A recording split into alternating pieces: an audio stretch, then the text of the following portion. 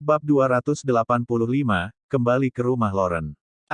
Chris telah berada di ibu kota selama 3 dekade, dan belum pernah dia merasa begitu terhina. Dia tidak hanya dipukuli sampai babak belur, dia bahkan dihina oleh seorang sopir. Yah, kamu punya keberanian. Aku tidak akan melepaskanmu dengan mudah untuk apa yang terjadi hari ini. Chris berjalan menuju orang tua Brett dan mengambil jaketnya dari ibu Brett. Dia berkata, "Paman, Bibi, aku pergi sekarang." "Hei, Chris, jangan pergi." Ibu Brett mengikutinya keluar dan terus-menerus mengatakan beberapa hal baik kepada Chris, menyuruhnya untuk tidak mengingatnya. Di sisi lain, Brett bertepuk tangan dan berseru dengan gembira, "Bagus sekali. Mari kita lihat apakah Chris berani melecehkan adikku lagi lain kali." Brett membenci Chris karena Chris pernah menikah. Dia adalah seorang chauvinis pria ekstrim yang sangat berwibawa di rumah. Dia sangat mementingkan otoritas dan kekuasaannya dan bahkan memukul wanita. Mantan istrinya menceraikannya justru karena dia tidak tahan dengan chauvinismenya. Tentu saja, Brett tidak ingin adiknya menikah dengan pria seperti dia. Namun, pada saat ini, ibu Brett kembali dari melihat Chris pergi dan kemudian berjalan menuju Jordan untuk menamparnya. Memukul. Ibu Brett menamparkan wajah Jordan. Jordan sedang memandangi bayi perempuannya saat ini, sama sekali tidak menyadari bahwa ibu Brett telah berjalan mendekat. Ibu Brett tampak sangat marah, dan dia berteriak pada Jordan, "Kamu hanya seorang sopir. Beraninya kau menghajar Tuan Heng. Apakah Anda tahu apa status Anda dan apa statusnya?" Petik 2. Heng akan menjadi menantu kita, yang membuatnya menjadi tuan masa depanmu. Apakah Anda memiliki keinginan kematian? Melihat Jordan dipukuli, Lauren buru-buru datang dan meratap, "Bu, bagaimana kamu bisa memukulnya?" Ibu Brett, Marissa, berkata dengan benar, "Dia mengusir menantu saya. Bukankah dia pantas ditampar?" Lauren baru saja akan berdebat dan membalas, tetapi yang mengejutkannya, Chloe bergegas mendekat dan memeluk Jordan dalam upaya untuk melindunginya. Dia membentak Marissa, "Nenek, jangan pukul ayah."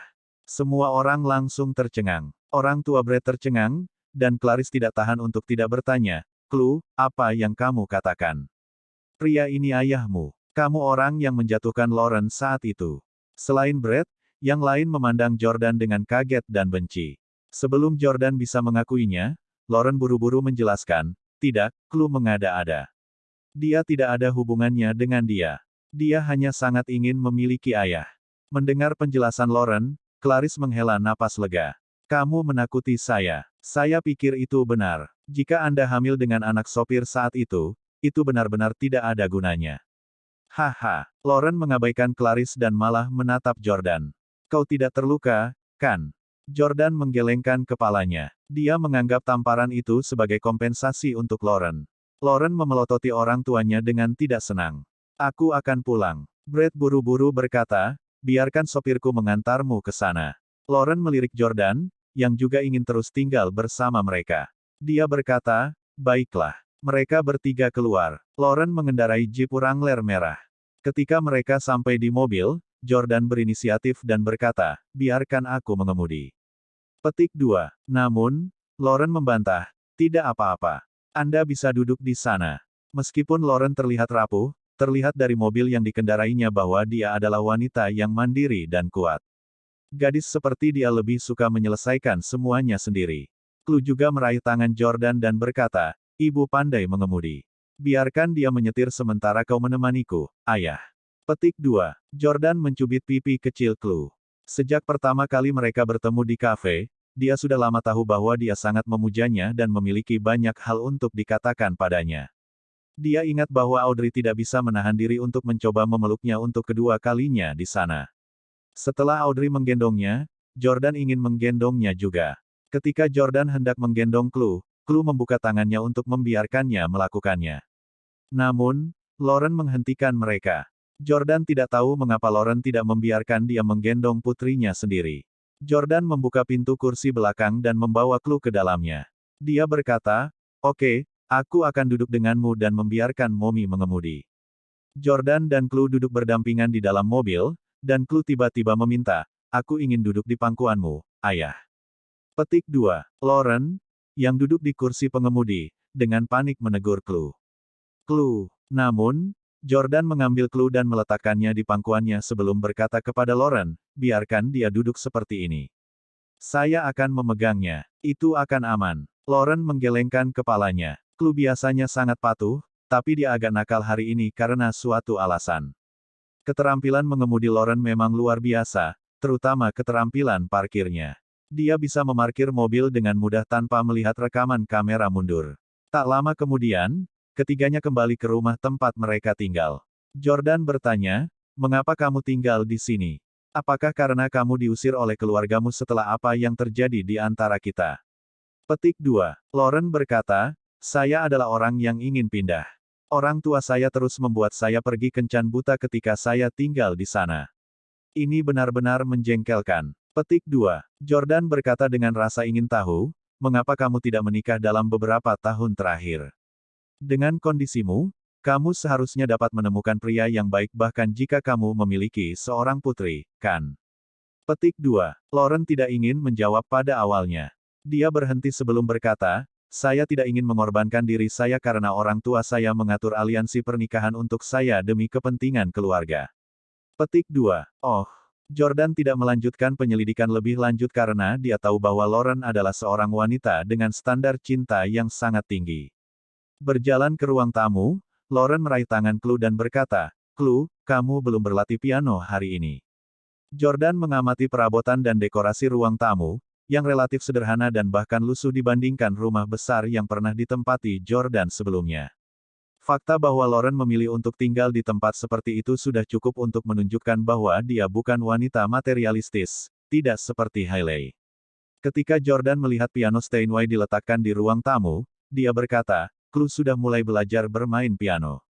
Clue, bagaimana kalau aku mengajarimu bermain piano? Petik 2. Tentu-tentu. Clue, yang tidak suka berlatih piano, tiba-tiba tertarik. Lauren memandang Jordan dengan heran dan bertanya, kamu juga tahu cara bermain piano? Petik 2. Mungkin dia berpikir bahwa pria seperti Jordan, yang mahir dalam seni bela diri, mungkin tidak berpengalaman dalam hal-hal artistik seperti itu. Jordan berkata, pianis terkenal di dunia, Evan Cadence, adalah junior saya. Jangan khawatir, serahkan padaku untuk mengajari Clue bermain piano mulai sekarang. Sambil memeluk Clue, Jordan duduk di samping piano dan memainkan sebuah lagu, membuat Clue bertepuk tangan. Melihat kemampuan piano Jordan, Lauren merasa lega. Dia bertanya, Jordan, apakah kamu tinggal untuk makan malam? Jika ya, aku akan pergi memasak. Petik 2. Jordan berkata, saya tidak hanya tinggal di sini untuk makan malam. Titik. Saya akan menginap di sini untuk malam ini. Bab 286, Kekasih dari Kehidupan Masa Lalu. Lauren tertegun mendengar kata-katanya, dan dia tampak agak canggung. Dia akan menginap. Lauren telah tidur sendirian dengan Clue selama bertahun-tahun. Melihat ekspresi terkejut Lauren, Jordan tersenyum dan menjelaskan, jangan salah paham, aku hanya ingin menghabiskan lebih banyak waktu dengan Clue. Petik 2. Dia sebenarnya tidak melihat putri kandungnya selama 3 tahun dan sekarang setelah dia bertemu dengannya, bagaimana dia bisa pergi setelah melihatnya sebentar. Jordan berharap dia bisa menemaninya dan tinggal di sisinya 24 jam sehari. Clue memegangi lengan berotot Jordan dan berkata, aku ingin ayah memelukku untuk tidur malam ini. Petik 2. Terperangkap di antara tawa dan air mata, Lauren mulai mendidik Clue. Clue, berhenti main-main. Apakah kamu tidak merasa malu ketika mengatakan itu? Petik 2. Tampak sedikit marah, Clue berargumen, bukankah mereka mengatakan bahwa anak perempuan adalah kekasih ayah mereka di kehidupan lampau mereka? Aku ingin tidur di pelukan ayah malam ini. Bu, apakah kamu menentangnya karena kamu ingin bersaing denganku untuk ayah? Aku tidak keberatan membiarkanmu tidur dengan kami malam ini. Geli dengan kata-kata Clue, Jordan tertawa terbahak-bahak. Gadis kecil ini berusia kurang dari 4 tahun. Apa yang terjadi dalam pikirannya? Dia menarik. Lauren juga sangat malu dengan kata-kata putrinya, sehingga dia terlalu malu untuk menatap Jordan. Apa maksudnya aku bersaing dengannya untuk Jordan? Dia membuatnya terdengar seolah-olah aku melarangnya tidur bersama Jordan karena aku ingin tidur dengannya. Petik 1. Fakta bahwa Clue berinisiatif untuk menyebutkan, kekasih ayah di kehidupan sebelumnya, mengingatkan Jordan pada sebuah lagu. Itu adalah lagu berjudul, Lovers in the Past Life. Itu ditulis oleh seorang penyanyi terkenal untuk putrinya, dan itu penuh dengan cinta seorang ayah untuk putrinya dan emosi yang kompleks. Jordan selalu menyukai lagu ini dan berlatih berkali-kali setelah Hailey hamil, dan dia berpikir bahwa dia mungkin memiliki seorang putri. Dia ingin memainkannya untuk putrinya setelah dia lahir, tetapi sayangnya, Leah bukan putri kandungnya. Pada satu titik, Jordan berpikir bahwa dia telah berlatih lagu ini tanpa hasil. Namun, clue sekarang telah muncul. Clue, bagaimana kalau aku memutar lagu Lovers in the Past Life untukmu? Jordan bertanya, memandang Clue sambil tersenyum. Mata Clue melebar. Hah? Pecinta kehidupan masa lalu. Bukankah itu mengacu pada kita? Aku ingin mendengarkannya. Jordan menyentuh kepala Clue dan kemudian mulai memainkan intro lagu ini. Penampilannya kali ini benar-benar menarik perhatian para maid di Villa Lauren. Dia sepertinya mengipasi penyanyi terkenal itu saat dia bergegas setelah mendengar intro yang familiar. Setelah memainkan intro, Jordan bernyanyi sambil bermain. Tupai dan kenari bermain petak umpet di rumah. Anggur bersembunyi di tong kayu ek untuk waktu yang lama. Petik 2. Jordan mulai menyanyikan bagian rap dari lagu tersebut. Karena ini adalah pertama kalinya Clue mendengar lagu seperti itu, dia sangat bersemangat. Dia hanya berpikir bahwa Jordan berbicara dengan sangat cepat karena dia tidak yakin apa yang dia nyanyikan. Segera, Jordan menyanyikan bagian pre-chorus dari lagu tersebut. Cinta apa? Itu sudah ada. Cinta apa? Itu dipahami dengan sekilas. Petik 2. Bagian chorus adalah bagian favorit Jordan, dan melodi itu indah baginya. Selain itu adalah demonstrasi terbaik dari falsetto penyanyi. Namun, saat hendak menyanyikan dua baris ini, Jordan sedikit gugup. Karena dia terlalu jengkel akhir-akhir ini, dia sangat sering merokok akhir-akhir ini, dan merokok berlebihan dapat menyebabkan seseorang tidak dapat menyanyikan sebuah falsetto. Namun, Jordan belajar dari pelatih vokal terkenal sejak ia masih kecil. Dia dengan hati-hati menyanyikan dua baris yang terdengar paling baik. Senyummu menyebar seperti riak. Petik 2. Kata-kata tidak bisa menggambarkannya. Ini adalah lautan perak di bawah bintang-bintang. Wow, itu luar biasa, itu luar biasa. Clue bertepuk tangan dengan semangat. Lauren dan pelayan mudanya tercengang ketika mereka mendengarnya di pintu. Jordan terus memainkan piano dan bernyanyi. Dia pada dasarnya memainkan piano secara membabi buta karena dia telah melihat Clue dengan tatapan kebapaan. Melihat Clue yang cantik, Jordan tidak bisa tidak memikirkan seperti apa penampilannya dalam 20 tahun lagi setelah dia mencapai usia dewasa. Selain itu, beberapa baris terakhir dari lagu Lovers of the Past Life kebetulan mencerminkan suasana hati Jordan saat ini. Aku akan berada di aula putih di masa depan.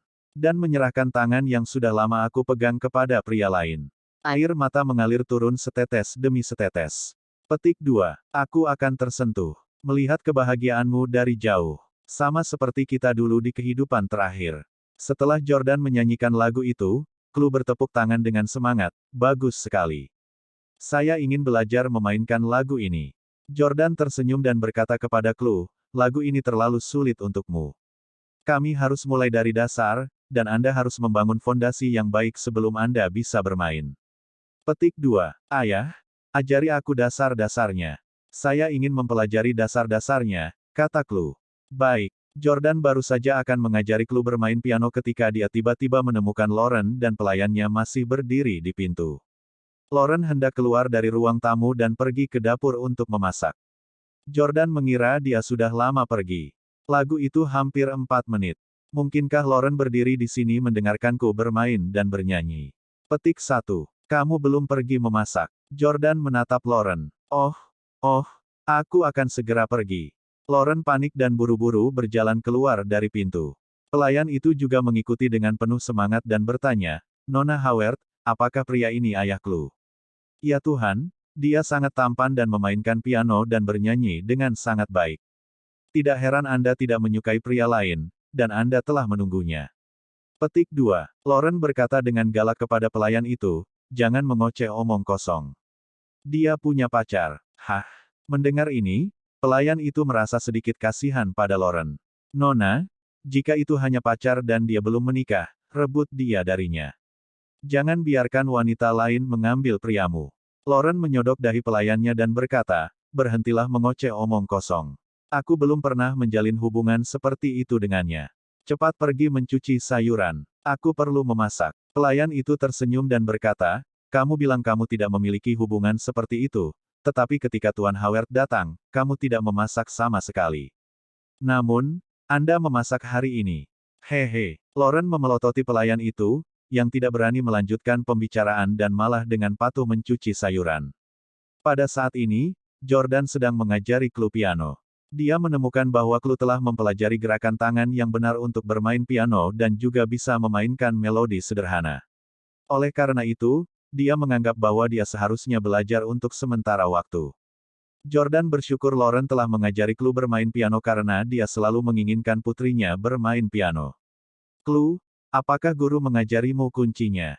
Tanya Jordan. Chloe menggelengkan kepalanya. Jordan berkata, kalau begitu, aku akan mengajarimu akord, oke.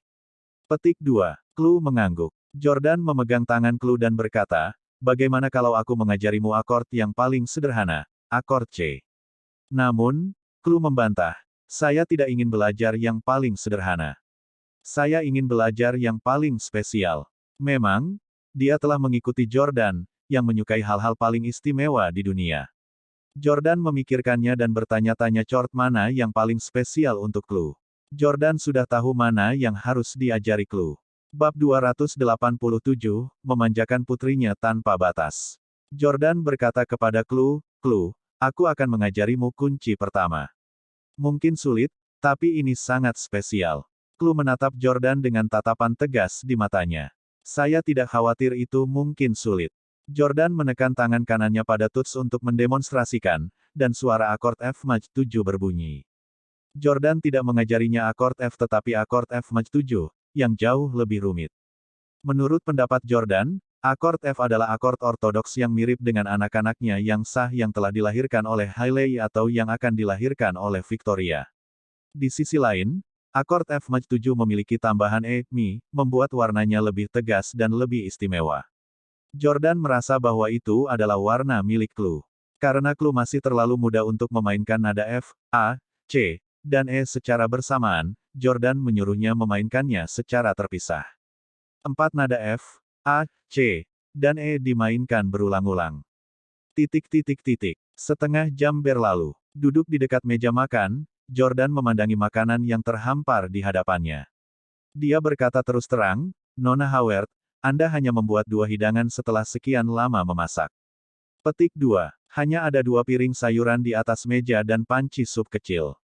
Lauren berkata dengan sangat malu, aku tidak pandai memasak. Jordan menunjuk ke pelayan muda di luar rumah dan bertanya, bagaimana dengan dia? Petik 2. Lauren berkata, dia juga tidak tahu cara memasak. Dia terutama membantuku menjaga Chloe saat aku lelah. Saya biasanya menjalankan diet vegetarian, dan saya tidak terlalu pilih-pilih tentang makanan. Petik 2. Jordan menggelengkan kepalanya dan berkata, aku tidak bisa membiarkan putriku kelaparan. Aku akan memasak untuk Chloe. Ketika dia datang ke dapur, dia membuka lemari es dan menemukan sangat sedikit bahan makanan di dalamnya. Oleh karena itu, dia memanggil Pablo dan menginstruksikannya untuk mengirim beberapa. Jordan memutuskan untuk membuat bakso. Dia menambahkan bumbu ke daging cincang dan mengaduknya dengan baik. Dia kemudian membungkus daging dengan cling wrap dan membiarkannya diasinkan sebentar. Dia kemudian menambahkan tepung ubi jalar, menguleni daging menjadi bola-bola, dan merebusnya di dalam panci. Apakah itu enak, Chloe? Jordan memperhatikan saat Chloe mengambil suapan besar bakso dengan rasa puas yang luar biasa. Iya, ayah. Kamu memasak jauh lebih baik daripada ibu. Saya ingin Anda memasak untuk saya di masa depan. Petik 2. Selama bulan, Chloe melakukan tarian bahagia. Jordan tidak hanya membuat bakso untuknya, tapi dia juga membuat kue kepiting dan genoci. Melihat piring di atas meja, yang memancarkan aroma surgawi, Lauren merasa sangat bahagia, dan dia berpikir, tempat ini akhirnya tampak seperti rumah. Keluargaku akhirnya lengkap, sayangnya, dia bukan suamiku. Jordan melihat ekspresi rumit Lauren dan berkata, Nona Howard, bantu dirimu sendiri untuk makanannya juga. Petik 2. Lauren sebenarnya ingin mencicipi makanan buatan Jordan karena ingin tahu seperti apa keahlian kulinernya. Namun, Lauren agak arogan, jadi dia berkata dengan acuh tak acuh, tidak, saya selalu vegetarian. Saya hanya akan tetap makan sayuran. Petik 2. Chloe, yang sedang makan genoci, tiba-tiba mengekspos ibunya tanpa henti. Momi berbohong. Suatu malam, ibu lapar dan makan 2 sosis Jerman. Petik 2. Lauren langsung tersipu. Hahaha. Jordan tertawa dan berpikir sambil bercanda, Lauren benar-benar gagal. Dia telah membesarkan Chloe selama 3 tahun, tapi Chloe mengungkapkannya kepadaku, yang baru dikenalnya kurang dari sehari. Petik 1. Makanlah, kata Jordan. Namun, Chloe mulai nakal lagi. Ayah, ibu akan makan hanya jika kamu memberinya makan. Dia memberi saya makan ketika saya menolak untuk makan juga. Petik 2. Giliran Jordan dan Lauren yang sama-sama malu. Jordan baru saja akan mengambil garpu dan pisaunya untuk membantu Lauren menyiapkan makanan, tetapi dia segera mengambil peralatan makannya juga dan berkata, aku akan makan, aku akan makan. Petik 2. Di bawah pemaksaan Jordan dan Chloe, Lauren memakan makanan yang dimasak Jordan, hanya untuk langsung terpana oleh keterampilan kulinernya. Keterampilan kulinermu luar biasa, kata Lauren terkejut. Jordan berkata, saya banyak memasak ketika saya menjadi suami langsung Hailey Camden di Orlando. Apakah Anda tahu bahwa saya adalah suami yang tinggal di rumah selama 3 tahun? Lauren mengangguk dan berkata, Hailey Camden mungkin adalah wanita paling cantik di negara ini. Lauren jelas juga tahu betapa cantiknya Hailey. Sebagai seorang wanita, dia juga menyukai fitur Hailey. Namun, Jordan berkata, sebelum aku bertemu denganmu, aku juga berpikir begitu. Kata-kata itu membuat Lauren langsung berhenti mengunyah. Apa maksudnya? Petik 2. Sebelum kamu bertemu denganku, kamu berpikir begitu. Apakah itu berarti Anda tidak berpikir begitu lagi setelah Anda bertemu saya? Apakah Anda mencoba mengatakan bahwa saya adalah wanita paling cantik di negara ini? Petik 2. Wajah Lauren memerah. Selama bertahun-tahun, banyak pria yang benar-benar memuji Lauren sebagai peri tercantik yang turun ke bumi. Dia sudah lama muak mendengarnya. Namun, mendengar pujian Jordan, Lauren seperti gadis kecil yang pemalu dan bingung harus berbuat apa. Lauren adalah satu-satunya orang di negara ini yang bisa bersaing dengan Hailey dalam hal kecantikan. Setelah makan, Jordan bermain dengan Chloe sebentar, dan segera, saatnya dia pergi tidur. Lauren sudah menyiapkan kamar tamu untuk Jordan, tetapi Chloe menarik-narik Jordan dan menolak untuk membiarkannya pergi. Ayah, kamu harus tidur dengan kami. Sambil mengatakan itu, dia menarik Jordan ke tempat tidur Lauren. Jordan merasa agak tidak nyaman duduk di tempat tidur Lauren karena dia berada di tempat tidur Lauren. Spray dan selimut penuh dengan aura seorang dewi. Pria yang tak terhitung jumlahnya ingin berada di tempat tidurnya. Jordan sekarang dalam hubungan eksklusif juga. Karena itu, dia dengan cepat berdiri dan berkata kepada Chloe, aku tidak bisa berada di tempat tidur Momi. Pakaianku kotor. Bagaimana kalau aku tidur di tanah dan melihatmu dan ibu tidur? Petik 2. Jordan sudah lama terbiasa tidur di tanah karena Hailey. Dia menepati janjinya dan dengan cepat meletakkan selimut di tanah di samping tempat tidur. Namun, Chloe merasakan perasaan baru dan berpikir akan lebih nyaman untuk tidur di tanah, jadi dia berjalan mendekat dan berkata, saya juga ingin tidur di tanah. Bu, kenapa kita semua tidak tidur di tanah? Bab 288, Tes Paternitas Lain. Lauren dan Jordan saling memandang dengan canggung. Mereka adalah orang-orang berprinsip yang tidak akan terlibat dalam hubungan yang ambigu dengan orang asing. Namun, pada akhirnya, keduanya akhirnya berbaring di tanah dengan Chloe di tengah. Mereka memutuskan untuk menidurkan gadis kecil itu terlebih dahulu. Jordan kemudian akan kembali ke kamarnya untuk beristirahat. Setelah 45 menit, ruangan menjadi gelap gulita karena lampu sudah dimatikan sejak lama. Di sisi lain, Chloe sudah memasuki tidur nyenyak. Pada saat yang sama, Jordan dan Lauren berpura-pura tidur untuk menemani Chloe. Nona Howard, Nona Howard. Petik 2. Melihat Chloe sudah tertidur, Jordan memanggil Lauren dengan lembut. Namun, setelah menelepon beberapa kali, dia menyadari bahwa Lauren tidak menjawab. Apakah dia juga tertidur? Jordan juga merasa agak bingung, jadi dia menyalakan senter ponselnya dan menyorotkannya ke mereka. Lauren tidur menyamping, menghadap Jordan dan Chloe. Di bawah cahaya terang ponsel, profil samping Lauren yang menakjubkan dapat terlihat dengan jelas. Profil sampingnya sangat mirip dengan Hailey. Dia tidak tahu apakah itu karena wanita cantik cenderung mirip satu sama lain. Namun, Jordan merasakan kemiripan antara Hailey dan Lauren.